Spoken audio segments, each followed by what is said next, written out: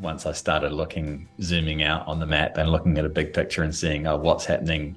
It might be straight offshore where I want to go, but then maybe 50 Ks off the beach, it's cross shore. Then it's not really going to have time to be like super lined up and perfect. This spell's going to be a little bit wobbly. My guest today is Rambo Estrada. He is a surf photographer from New Zealand, best known for his iconic shots of perfect uncrowded waves. And in order to both photograph and to surf perfect waves, Rambo loves doing both, you have to find them first. And in the first half of this episode, we talk about how to be in the right place at the right time.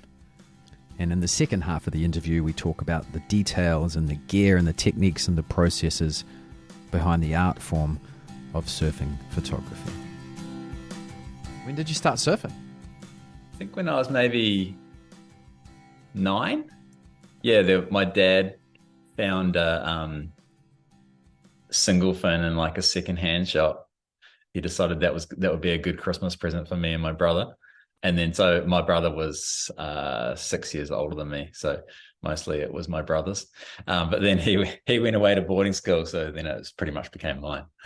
And this is in the Bay of Plenty somewhere? I grew up in a little town called Makatu, which is like between Mount Maunganui and Whakatane. But for some reason, we also had a family beach house at Papamoa, so that's where I used to do most of my surfing there. Mm-hmm.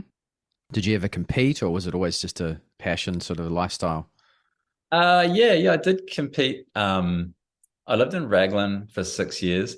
A lot of my friends were really good surfers, and they were all going to competitions, so I would sort of go along with them. Usually get knocked out in the first round or the second round, but I did actually win the New Zealand University surfing title, mostly because Ben Kennings had like a broken ankle at the time. But that was my one victory. Yeah. When did you discover photography? Probably, I actually used to make surf videos when I was younger. That would have been over 20 years ago that I sort of made surf videos. I made one and sold it like nationally, and then I started making another one, and then my computer had a meltdown, and then I just sort of got over it. So I never put the second one out. And then I just sort of transitioned from there into photography. Probably about 15 years ago, I'd say. It was when I started to get into it pretty full on. And then I've been doing photography as my primary source of income for 10 years. Yep. Okay. Did you study, or did you have a mentor or anything in that space? No, I didn't do any photography study except for learning things myself. But Corey Scott from New Zealand Surfing Magazine, he was definitely a mentor for me. Like, he taught me so much stuff in the early days, and he would always. He's so good because he doesn't sort of pull any punches or anything. He will just tell you straight up, and it kind of sounds harsh at the time, but it's just the best way to learn. I remember when I was started shooting fisheye sort of stuff, trying to get stuff in the barrel, and I would send him things, and he's like, you've just got to throw yourself over the falls from time to time, otherwise you're not going to get anything. And I would have never done that on my own. And then so whenever you're out swimming, you're like, oh, Corey said. So he's amazing. He's such an epic photographer. Yeah, that intimacy that you have to have with both the wave and often the surfer you're photographing in the water as a water photographer. Did that experience help you as a surfer at all? I don't think so, but the surfing side definitely helped the photography side. If that makes sense. Yeah. In what way? So you can tell when someone tries surf photography and they don't surf. Just the moments they capture are not the moments you want to see, if that makes sense. So yeah, just so much of knowing what's appealing. I guess the main thing that I like to see when I take a photo of something that gets me stoked, and I don't think you're going to have that feeling of stoke unless you know what it's like to surf. Yeah, I would say just looking at all of the photos on your website, that's exactly what you capture. Like, looking through your photos makes me want to surf because it makes me realize, oh, there are really good uncrowded waves still out there.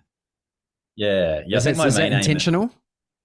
yeah, I I like to shoot what I like to shoot, but definitely I like to inspire people to get out and about and sort of maybe go a little bit beyond their local beach. And there's so much cool stuff out there in New Zealand. I love being on a road trip, and I love meeting people on the road. So yeah, it'd be cool to inspire people to get out and about and sort of check out what else is around. And I think get comfortable with getting skunked is the main thing. So get comfortable with not finding good waves, but maybe next, maybe you might learn a little something that time about, that this beach is no good in a northwest swell, but then if it's a southeast swell, might be epic. Yeah, that's what puts people off. What percentage of trips or days is hit and miss? Like what's the harsh reality on that, do you reckon? I don't actually shoot a ridiculous amount now. I just sit and wait, and then I have my zones that I like to go to, and then unless it looks like on paper it's going to be better than a 7 out of 10, I probably wouldn't go. And then hoping it's going to be more like a 9 to maybe a 10 out of 10. But I mean, at worst, it's probably going to be a 6, if that makes sense. Yep. So it's the forecasting and everything's so good now. And then I've also improved a lot in working out, because I always used to look at, you'd have your dot on the map and you'd look at the swell direction and the wind direction, and that was pretty much all I'd look at. Whereas once I started looking, zooming out on the map and looking at a big picture and seeing, what's happening, it might be straight offshore where I want to go, but then maybe 50 k's off the beach it's cross shore. So sort of once I worked that kind of stuff out, I don't get skunked that often, I guess. Are you saying that if it's cross shore 50 k's up the beach, that wind is going to affect the offshore area? If it's offshore where I am, say I live in Mount Maunganui, if it's offshore here, but 50 k's straight out, the direction the swell's coming from, if it's cross shore, then it's not really going to have time to be like super lined up and perfect. The swell's going to be a little bit wobbly.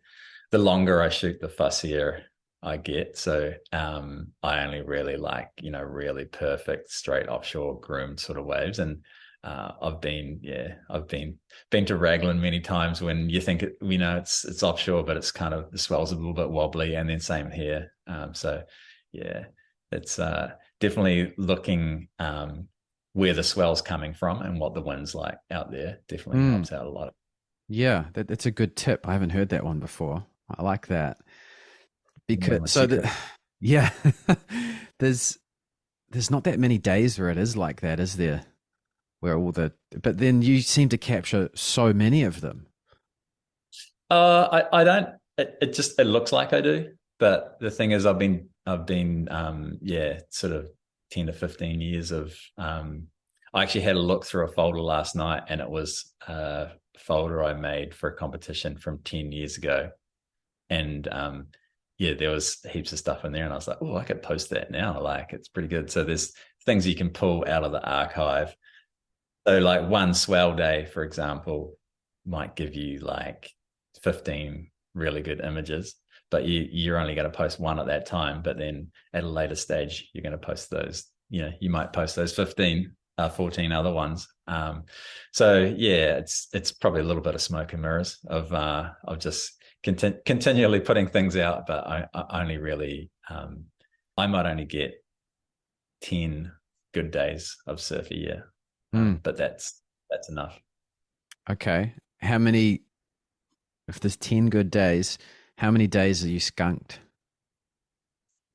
Probably similar amount.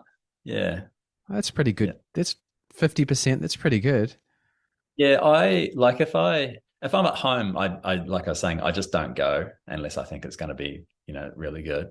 And then if I'm doing like a road trip, so when you go down the South Island, you're committed. So it's not like you can pick and choose the South Island. So I've got a trip coming up, and it's 3 weeks and from the end of this month. But what I do then is I'll look at the forecast And like I don't just like going on a trip for surf. So I'll look at the forecast and I'll be like, okay, these are going to be the good surf days. These other days I'm going to go up into the mountains, or I'm going to do a hike, or maybe I'll go catch up with some friends or something like that. So try and the worst and best thing, the first South Island trip I ever did, I went to the bottom of the South Island and the waves were good, and I stayed there for 10 days and then I drove home and I got like really cool surf images. But then when I got home, I was like, man, I feel like I missed out on everything else the South Island has to offer. So I Mm. feel like it's important when you're away. And that's why surf photography is like a really good balance, because it's not good all the time. So it gives you opportunities to explore these other epic things that I probably wouldn't go down the South Island just to take photos of mountains or just to go for a hike or whatever. But because I'm there already, it works out really nicely. Mm. Yeah, that sense of adventure, and that's what your photography just has, that sort of feel to it too. It inspires not only us, the froth within us as surfers, but the adventurer as well. Yeah, cool. Yeah, it definitely That's comes all. across, and it's not an easy thing to do as an artist, because that's what, like, your there's some photographers out there, you know, I won't name any names, but the stuff, you just see a bunch of close up airs in all the magazines nowadays, and it's just there's no art to it. Whereas Yeah, your images have they give a feeling of adventure and stoke, and it's awesome. yeah. I think the main thing I like to bring into my imagery is like a little bit of context. So if you see like a perfect wave and it's just the wave on its own, it doesn't really give you a feeling of what it's like to be there. It could be in the South Island, it could be in Tahiti, it could be in Hawaii, it could be anywhere. So bringing other elements into the frame, definitely is something that is going to give you way more of a feeling of what it's actually like to be there, or maybe a desire to go to those places, or just a desire to get out there and get exploring, rather than just a perfect wave on its own. Mm. Yeah. How do you feel? Is it hard as a surfer? Like, if you're sitting there waiting for, a really nice set to get a nice image, to not actually be out there surfing that set? Not really for me. I used to be really obsessed with surfing, and then as sort of life went on, I sort of became to realize it's just another fun thing that you can do when you've got time. And so I probably surf more than I shoot, because I'm really, really fussy about what conditions I shoot in. So when it comes to the time when it is those conditions, I'm just so stoked that it's finally one of those days that and I feel like when I'm shooting in a way, I can catch every wave. Sounds kind of corny, but like I can capture every wave. Whereas if I'm surfing, you might only catch 4 or 5 waves that are really good ones. I'm definitely happy to be shooting when it's really good, because that's what I wait for. Mm. I'm going to ask you about the surf culture as a whole, because I know you've done a lot of work, with magazines and trips and stuff, as well as the arty stuff that you do. It's almost like two different types of surfers. There's the lifestyle weekend warrior, spiritual surfer, and then there's the hardcore, this is my career, get the best photo of me type of surfer. Did you find it hard to integrate with that culture? I actually don't really shoot that much surf action anymore. I used to when I started. I found that for me, when you're shooting surf action, you're relying on what the surfer is doing to create a good image. And so many times, I might be in a perfect spot and I've been swimming for like 3 hours, and then this epic one comes through and the surfer catches it, and then he does some stupid thing with his hands, like throws a double shucker or something. And I'm like, oh man, just ruined everything for me.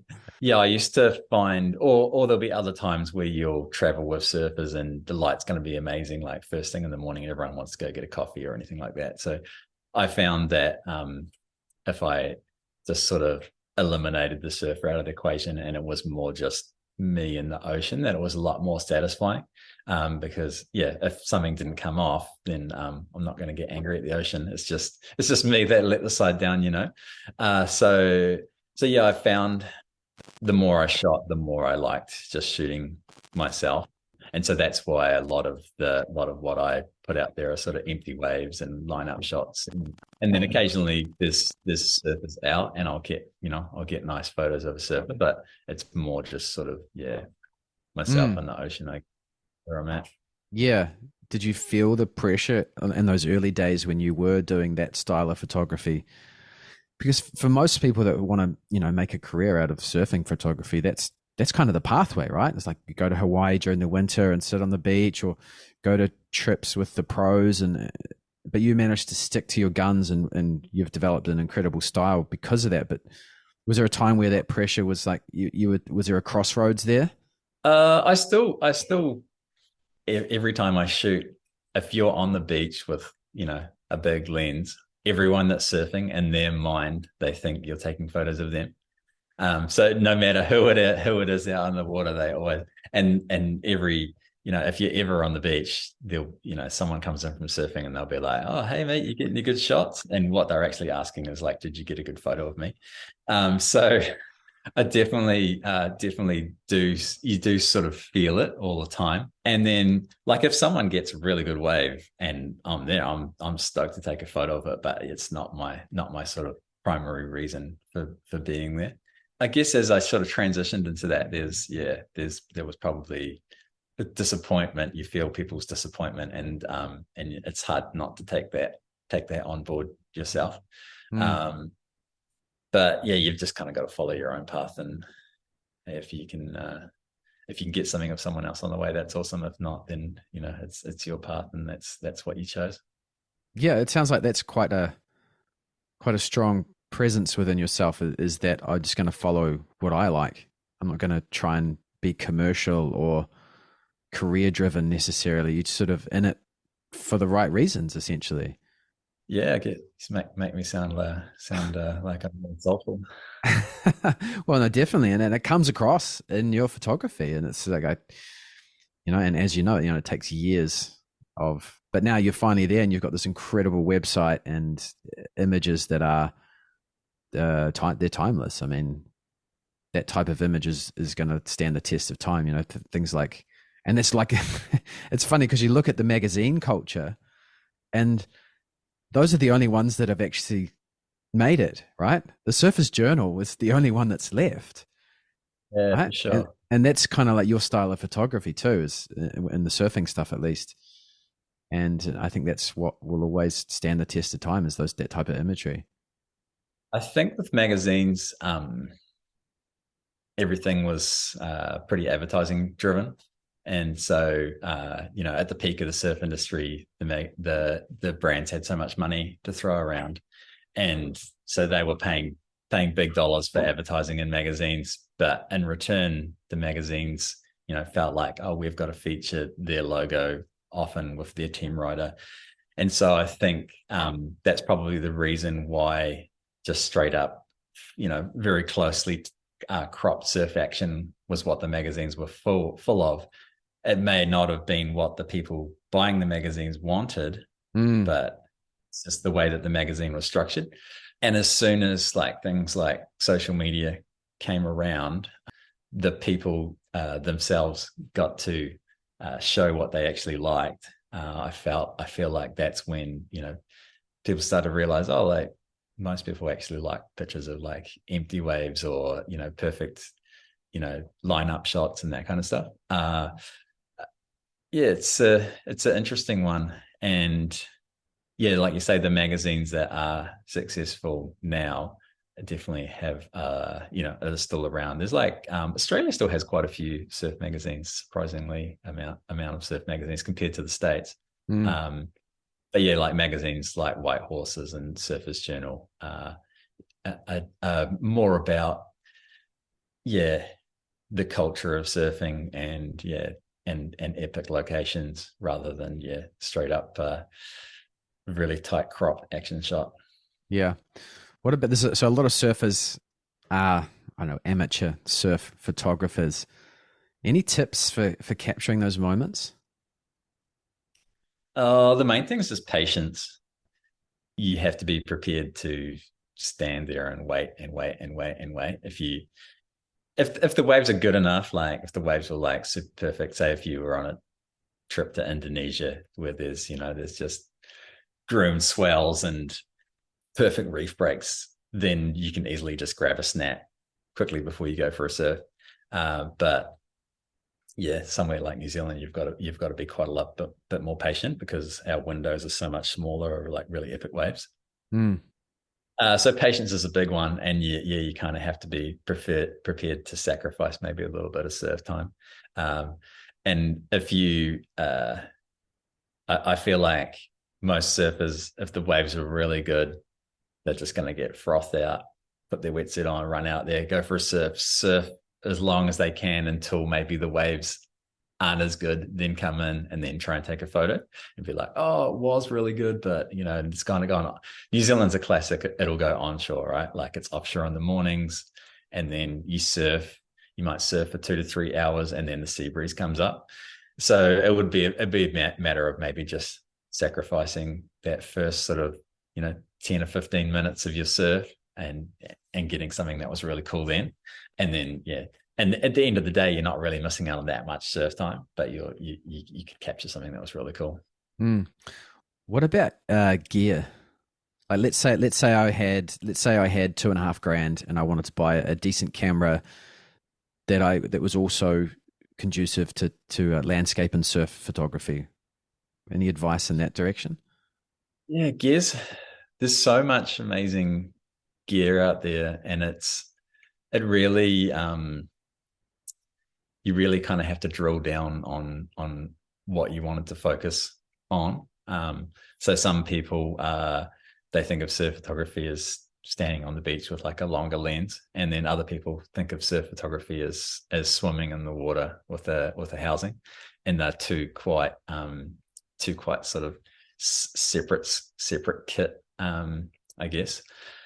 But yeah, I shoot with like Sony mirrorless cameras, and Mm-hmm. they have a really good range, which is there's like they basically start with A6 and then have three other numerals on them, but they're like the A6400 is that's like a really good all-round camera. I actually I borrowed one and I shot with it for like a month, and I was supposed to make a YouTube video about shooting with an entry-level camera, but I never got the video finished.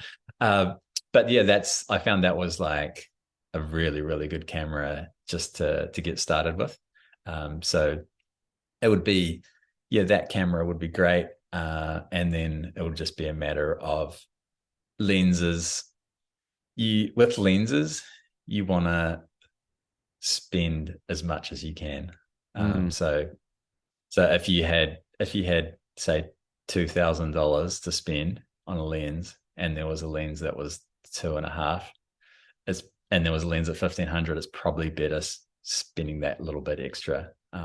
Like saving for a little bit longer and getting that slightly better lens, because the image quality that you'll get from a better lens is going to be so much superior.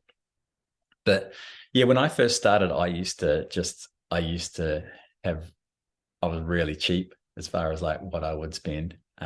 So I would always look for a bargain, and then eventually I would outgrow that, and but I think starting off like low end, and then once you find that equipment's holding you back, then upgrading can be a good option as well. But yeah, for me, I remember I shot a wedding, and I had a cheaper lens, and then I took a photo of the bridal party. I had another lens I could use, but this one I had new. I'd like picked it up secondhand, and I was like real frothed out on it for some reason. And then when I was going through the photos later on, the groomsmen on each end of the bridal party were like super soft out of focus because it was a cheaper lens, and on Mm. a cheaper lens it's kind of sharp in the middle and softer on the edges. So that was a pretty harsh lesson that I had outgrown that lens, and I needed to upgrade. Mm. In terms of the technicality of things, you would have started out when it was all film and light meters and stuff, and now the the technology with cameras is just so incredible. With you just put it on auto setting. Are, are you guilty of that? Just using the auto setting, or you're always in control of the aperture and the shutter speed, etc.? Yeah, so I shoot a kind of a hybrid way of shooting. So I shoot in aperture priority, which means I'm controlling the aperture because the aperture is the main thing that's going to give the look and feel of your photo. Mm-hmm. People that aren't really that photography minded, a lower aperture, which is a larger hole in the lens, letting in more light, is going to give you like a nice soft background. So if you're shooting a portrait, you'd shoot like a low aperture, and then a higher aperture is going to make everything in focus. So that can affect the look and feel of your image. Not really a whole heap for like a lineup shot because it's quite wide. So you're not really going to have like a shallow depth of field. So yeah, the way I shoot is aperture priority. And then there's a way that you can have an auto ISO. So your ISO is going up and down. And then the shutter speed, you can give it a minimum shutter speed. So I'll usually do it so it won't drop. The shutter speed can't drop below 1,000, but it can go above 1,000 if needed to. So then that way you're pretty much controlling your shutter and you're controlling your aperture, but you're letting your ISO roam. So that means that if you're shooting like a perfect left-hander that way and you're looking into the sun, and then a right-hander comes this way and you're with the sun, then your camera is going to adjust, and then that way you can capture everything. And it may not be 100% perfect, but there's enough leeway when you shoot a raw photo that you can pull it up or pull it down, and you're going to get it close enough. Yeah. So that's the way that I've found to shoot the most economically with your settings, and then also so you're basically never going to take a terrible photo if you shoot like that. Whereas if you shoot fully in manual and you shoot something that's like from in bright sunlight to the shade, then that way you don't capture the photo. You've pretty much lost it. Yeah. So I mean, ISO was originally a rating for the fineness of the grain of film. So ISO nowadays is represents the resolution of the image. Is that correct? No, it's how sensitive the sensor is. So it's about the sensor sensitivity. So the lower your ISO, the cleaner the less sensitive your sensor is, but the cleaner image you're going to get. And then the higher your ISO, it means that your sensor is a lot more sensitive, but you're not going to get as clean an image. So you're just going to get it's sort of the same as film. If you shot like a high ISO film, it's going to end up quite grainy, and that's exactly this photography. Okay. Yeah. Okay. So the type of camera that has the range to be able to do what you just said, prioritize and minimum shutter speed. You're in the Sony. What's the Sony that has those to all of those mirrorless? All of the ones do, yeah. Okay. It would just be you'd have to go back. There's a camera called the A6000, which was like Sony's first decent mirrorless camera, I reckon. And then that one doesn't do it, but that camera is probably like 8 to 9 years old now. Pretty much anything newer than that does. It's just you have to hunt around. It's not something that's intuitive to like find on your settings. You kind of have to have you have to have that knowledge and know it's possible in the first place, and then you kind of got to dig around to find it. It's called an ISO minimum shutter speed. So I actually have it as a custom button because it's something that I use a lot. So I had that set up as a custom button, and if I was shooting like lifestyle, I just drop that down to 2/50th of a second. Shoot lifestyle with that, because your lifestyle is not, someone's not really moving very quickly when you're taking a portrait or whatever. And then if I quickly went to action, then I just hit that custom button and I'd change it up to 1,000th of a second, and then go from there, and then it's good for action. Interesting. So you'd use a similar type of setting for wedding stuff? Yeah, I do exactly. That's exactly the same as how I'd shoot a wedding, but I make the minimum shutter speed 2/50th of a second for a wedding, and then 1,000th for action. Yeah. So it's a really simple. And then the other cool thing about cameras as well is they'll have a exposure compensation dial. So because you're looking through a mirrorless camera, what you see in your viewfinder is what you're going to get in your photo, because it's seeing what's on the sensor. Hmm. And then so if you're finding, what you'll find is your camera's metering for, it's trying to make everything 50% gray. That's basically how your camera tries to meter. So in its mind, it's trying to balance everything in the frame. So it's 50% gray. So if you were shooting a surfing, for example, and there's massive black cliff behind the surfer, your camera's going to think, oh, okay, this is, this whole scene's very dark. I need to bring the exposure up. And so what will happen is your surfer and the wave, if they were small in the frame and there was a big cliff, your surfer and the wave are going to end up way too bright. And so that's when there's like a little exposure compensation wheel, and you can say, oh, I actually want this to be one stop darker than what you're going to meter. You tell the camera that. Okay. So I'll probably get a bit deep here. So you can basically, if you're looking through the viewfinder and you're thinking, oh, my photo's a bit bright or a bit dark, you just get that exposure wheel, compensation wheel, and you push it down and push it up, and it just brings it up or down. Yeah, it's probably a bit much. I've probably gone a bit deep. So if you're shooting RAW, you're stuck with the exposure of that single image, no matter what. You are, but you can push it up and down when you do your post-production. So in Lightroom, you can probably go, it depends on how good your camera is, but the dynamic range of your sensor, which means how much of the really light information, how much of the really dark information it captures. So the better your sensor, the more dynamic range it's going to have. And so the more dynamic range you have, the more you can push your exposure up or down and rescue things that you may have ruined. Okay. So that's why you'd buy a better camera body to get that sort of thing. It might not be why you'd buy it, but it's definitely like a real bonus for sure. Yeah. So if you've got the ISO as the variable and a minimum shutter speed, and you're controlling the aperture, yep. And then you've got the exposure compensation you're talking about. Is that something that you would do on the fly? It's like, oh, quick, there's a dark cloud. I've got to flick that across to -1 or up 1. Is that what you're saying? Yeah. When you're looking through the viewfinder, you'll see, oh, okay, this shot looks like it's going to be a bit dark, so you might just pump it up a little bit, or you might bring it down a little bit. Yeah. But if I was going for there's a favorite spot of mine in the South Island that has massive dark cliff behind it. So if I was going out for a swim, and I was shooting there, I would set the exposure compensation down by pretty much a whole stop, even before I put the camera in the housing, because I know I'm going to be shooting in that direction. I'm going to be shooting with that cliff. Mm-hmm. And then when I'm on the fly and I'm shooting, I might adjust it a little bit here and there. But yeah, most of the time I'd probably just leave it at that. Yep. And do you use autofocus?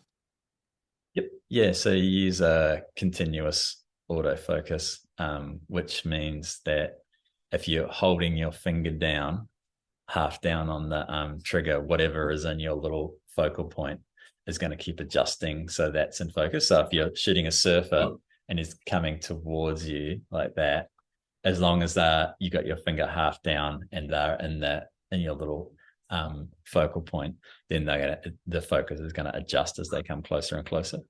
Because you can change different meter settings, right? Is it like you want it to focus on the center of your image, or take an average, or whatever? Do you play around with those settings a lot? Not heaps. I'll use what we call a medium spot. So it's like a medium size point in the frame, and I'll know where that is, and so that's where I'll try and position what I'm shooting. And then if I'm shooting in the water, then I'll I'll usually have it in the middle because, there's a wave coming at you. It's pretty much just going to be in the middle of your frame. But if I wanted to shoot like a massive backdrop, like a real big backdrop and have the wave low in the frame, then you'd move that focal point like a little bit lower in the frame. Mm-hmm. But yeah, I don't usually move it a lot.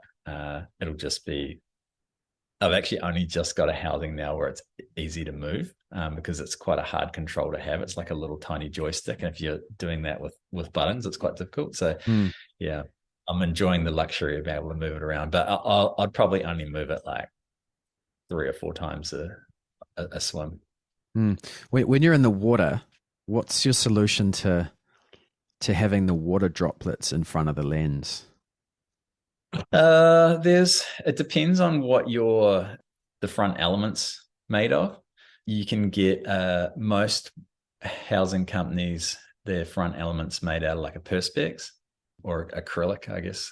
Perspex and acrylics, maybe they're the same thing. Then the housings I use are called Sea Frogs. They have a glass front element. And so I actually used to, when I used to shoot with a different housing brand, I used to get the acrylic element knocked out and then get some glass cut for it and silicon that in instead, because I find that glass is going to have like a lot flatter, smoother surface. So water's going to drain off that a lot easier. And then also glass is a lot more scratch resistant. So if you get a scratch in your acrylic, then a water droplet's more likely to stick to that scratch and not sort of bead off. So when it comes to glass, I just use what Rain-X, which you buy at the service station. Oh, You're yeah, supposed to yeah, put on your oven. yeah. So I use that, and that helps the water drain off really nice and easily. You have to be Rain-X apparently isn't great for O-rings, like the seals around the edge of your port. So you don't really want to like pour Rain-X on it and have it like go everywhere. I just put it on a cloth and then like rub it on. Yeah. And so that works well. And then yeah, you might find after like a couple of hours the Rain-X starts to wear off. And then this is a tip from my guru Corey Scott that he gave me back in the day. If you put like your finger behind your ear like that, you'll usually have like a bit of natural body oils there, and you can rub that on your port, and then you'll find that it works similar to the Rain-X. Yeah. So that's for glass. And then for perspex, yeah, there's all sorts of different things people do. I used to use turtle wax. So what the turtle wax is doing is it's sort of filling any of those like real tiny little scratches and giving you like a surface, and then it will run off. But so that's for what we call a flat port, which is like I don't really shoot below a 50 mil in the water. So I shoot between a 50 mil and a 200 mil, depending on how I'm feeling and what the situation is. And so for those ones, they're designed so you shoot through what we call a dry port. So that means, you don't want any water on the port at all. Mm-hmm. And then if you're shooting a wide lens with a dome port, so it's like a round port like that, looks like a big glass mushroom, basically. What you want there is you actually want a layer of water to stick to the dome, and you shoot through a layer of water. So you've got a very, very thin layer of water and you're shooting through it. I think the idea is with those is it's because it's such a massive surface that it's just near impossible to get. So it's dry. So it's all round. It's like, it's not really going to sheet off like it would on a flat port. And so with a dome port, it's designed so you shoot through a layer of water. So if a guy's shooting fisheye, you'd swim with the camera in the water. Just before the surfer gets to you, you'd pull it out. The bulk of the water comes off, a little layer sticks to it, and then you might have maybe 2 or 3 seconds before that layer starts to dissolve. And then, so you need to time it. And fisheye, the person needs to be really close anyway. And generally it's only like about 1 second worth of shooting as they whip past. So to keep a layer of water on there, there's, the most common thing people do is they spit on it or lick it. Okay. And that's pretty easy because you've got endless supply of like spit. And so you can just spit and lick. And then as you pull it out, you'll notice, more water's starting to stick to it. And then some people would use things like a potato, or, there's all sorts of because I think it's kind of starchy. I think that helps things stick to it. But yeah, I don't really shoot. I probably shoot with a dome port maybe about once every 2 years. So it's not really something I'm often doing. Yep. Okay. And then for the land stuff, is all your stuff done with a tripod? No, very little. Really? Huh. Yeah. Most of my land stuff, I don't shoot that tight. So I would use my go-to. I have two. Well, I have three long lenses. I have a 70 to 200 mil, a 100 to 400 mil, and a 200 to 600 mil. Mm-hmm. But of those, the 100 to 400 is what I use the most because it's the most versatile. So you're only losing 30 mil off the bottom from the 70 to 200, but you're gaining an extra 200 mil on the top. And the 200 to 600, I would usually only shoot that if I was basically on an assignment, shooting surf action, where they wanted some sort of tighter cropped action shots. That's when I'd use that. But yeah, so most of my lineup shots are shot probably between around about 100 and 200 mil. And so it's not super, super tight. And I find when you're got a tripod, you're really just locked into like one composition. If you're shooting like a reef break, which we don't really have in New Zealand, we have a couple, but not that many. So if you're shooting a reef break, the waves are breaking in the same spot every time. So then you might have a tripod, you set your composition up, you're like, okay, the wave's going to break there. This is all good. But most of the time at a beach break, you're sort of just whipping around trying to find things. And I'll often be to get elements in the frame how I want them. I'm moving a lot. So if I see a set coming, 100 meters up the beach, I might take 3 or 4 steps to the right and then crouch down to get elements in the frame to line up, to include that wave. So to get the backdrop how I want it, or to get like a bit of foreground. So yeah, so I'm often moving a lot. So yeah, I don't.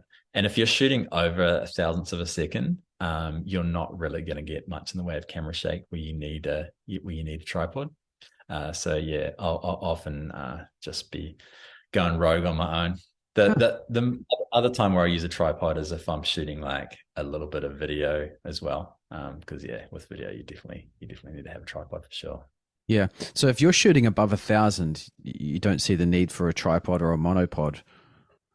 No, I think if you're shooting above 1,000 and sort of not a real long focal length, then you don't really need one.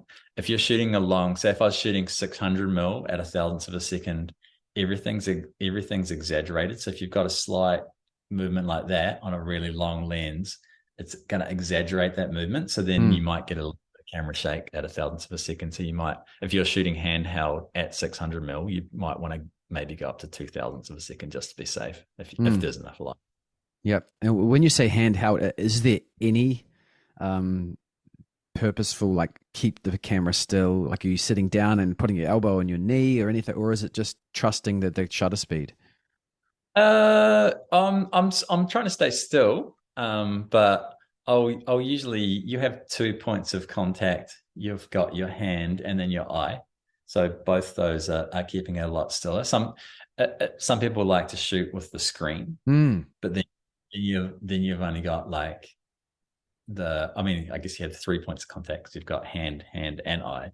But with the screen, you've only got the 2, and that's I find quite hard. Whereas like that, it's kind of like locked in. So having your eye as another point of contact definitely helps lock it in. But I'm not really thinking about like keeping super, super still, but I guess I'm also making sure that I'm not moving. Yeah. That makes sense. Yeah. So I'm not making a priority to be like, oh, you got to stay real still, but I'm like not running while I'm taking the photo. Yeah, no, that's a good point though. I think a lot of people just use the screen because of digital photography now. They don't use the eyepiece. But yeah, the eyepiece is now, it's another point of stability. Yeah, for sure. Is there any other reason why you would use the eyepiece as well? The screens, it's quite hard to see exactly what your exposure is like when there's sun on it. Um, so yeah, for this, when you're looking through the eyepiece, all the other lights blocked out. So it's just your eye on the eyepiece, and then that way you're getting like a really, really good representation of what your exposure is going to look like. Mm. And yeah, you can see so much easier as well, like all the other settings on the screen. So you can see your aperture or your ISO, your shutter speed, where your focal point is. I find you can just see everything so much easier on the screen. Mm. Do you shoot with both eyes open? No, I've got like this eye's like real wrinkly because that's the one that's like that. I'm not lying, like it's so much more wrinkly than this one. Yeah. Yeah. So yeah, if I see a photo of myself, I'm kind of like that. I like really scrunch it to make sure that nothing gets in there. So I have like kept it open, like on the so from your periphery you can see if there's something else going on down the beach. Mm. I've also got like a slight crazy eye, like where one eye goes in the slight other direction. But I tell people that's because I'm evolutionary superior as a photographer that I can look at multiple things. But I'm not too sure where that one came from. Yeah, because I mean, I used to shoot surfing a lot, and I would often try and keep an eye on what's happening with one eye, and then focus on the eyepiece with the other eye. Yeah, right. It was a bit. It often made you feel like a bit nauseous, and For sure. Yeah. yeah. Oh, cool. Well, thanks for all those tips. It's cool. No problem. It's probably a Yeah. bit overload. No, You it's don't really good. want to don't No, want to get me I started on this stuff. I'll nerd out for sure. it's good. I'm interested in it, and I'm sure other people are too. I think there's a lot of people that are interested in photography nowadays. So that's all. Those are Yeah. all good tips. One thing as far as like if someone is looking for knowledge on photography, there's one thing I would advise is reading their camera manual from start to finish, because it's easy to get a new camera and just fall into the trap of I need to just work out the things that I want to do, and then when you work those things that you want to do out, you don't want to learn anymore. But I feel like when you know everything your camera can do, then it opens up so much more as far as like your technical knowledge goes. So there may be things that your camera can do that you haven't thought of and you haven't thought to look up. And that could be a massive help too. So that auto ISO feature, for example, the way that I shoot there, that was something I learned from reading a camera manual. And then I was like, well, this could totally change the whole way I shoot. Hmm. So yeah, such a really good way of like gaining knowledge and being comfortable with with your level of skill, I guess. Hmm. Do you miss film?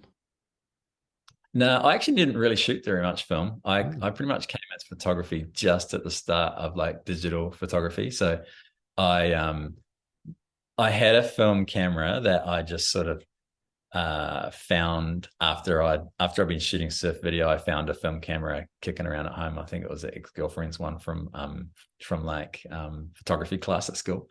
And I messed around with that a lot, and I learned like the basics of like the exposure triangle and that kind of stuff. But as soon as digital photography came in, I was like, oh yeah, film's dead to me. Like it's this. So I don't really miss it at all. But my Hmm. partner, she loves film, and I've bought many film cameras and many film lenses for her for like Christmases and birthdays. She has like full. She actually has like one of the last high end SLR Canon SLRs that it was a professional film camera body, and she has like a big lens and stuff that she uses for surfing. So yeah, I'm still around it a lot, but Yeah. yeah, I sort of strive. I always I get a kick out of getting the most technically perfect image that I can. Hmm. Um, so I find that's quite satisfying.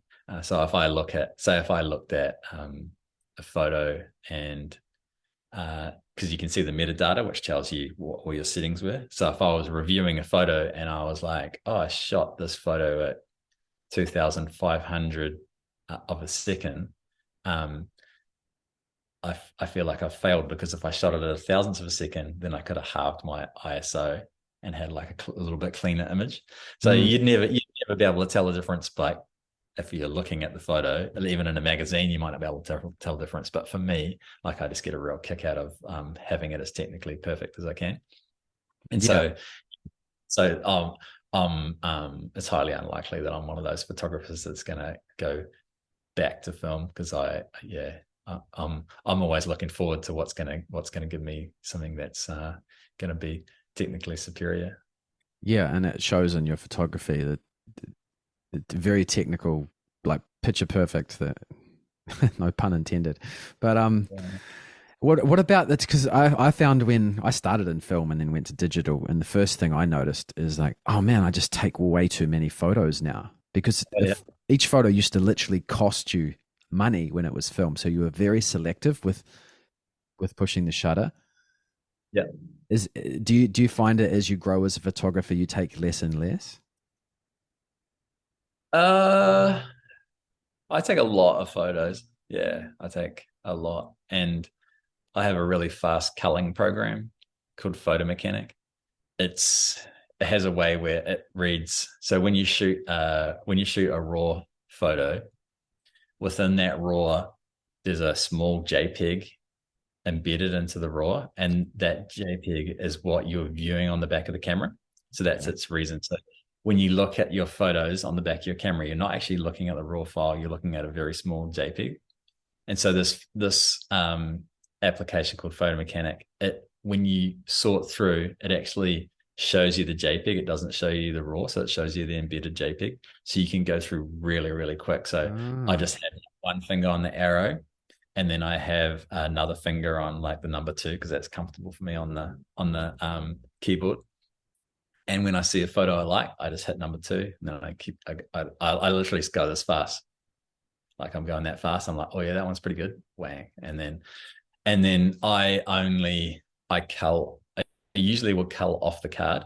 So I put the card in my computer, then bring up Photo Mechanic, and then I make my selects off there, and then I only import in the ones that I like. So that way, I might shoot 2000 photos, and I might import 20. okay. So That way, you're let me get this straight. You're culling from the card itself via the JPEG, so it's fast. And then when you download the raw, you've done your culling already. That yeah, makes yeah, yeah, that's life changing. That makes sense. yeah. So it doesn't take that long for Yeah. me to sort photos. And it's also quite exciting for me sorting through the photos. It's fun. Mm. So it's not like it's a chore. So yeah, I don't really hold back on shooting, because so many times you'll decide not to shoot, and you'll look, and then a wave will just be breaking, and then it'll flare up into like this huge tube from a little bit of backwash hitting or something. So you can't I put so much energy into being at these places. So I might be down the bottom of the South Island. So the last thing I want to do is miss a moment, I guess. So yeah, I'm not shy to have a heavy trigger finger. Hmm. Oh, cool. No, that makes sense. That program sounds life changing.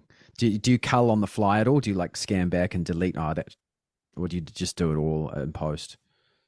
On the camera. Yeah.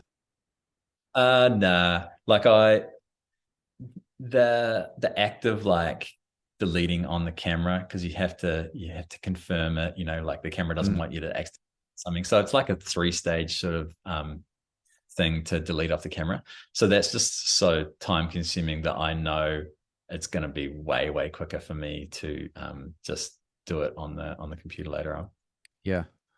So I Oh, think I awesome. shoot the difference between because I shoot quite a few weddings as well. Hmm. And so weddings, you're used to culling massive amounts of images, like every every Saturday and Sunday, like after you've shot a Friday and a Saturday wedding, you're used to culling through like 8,000 images or something. So yeah, for a surf shoot, it feels easy.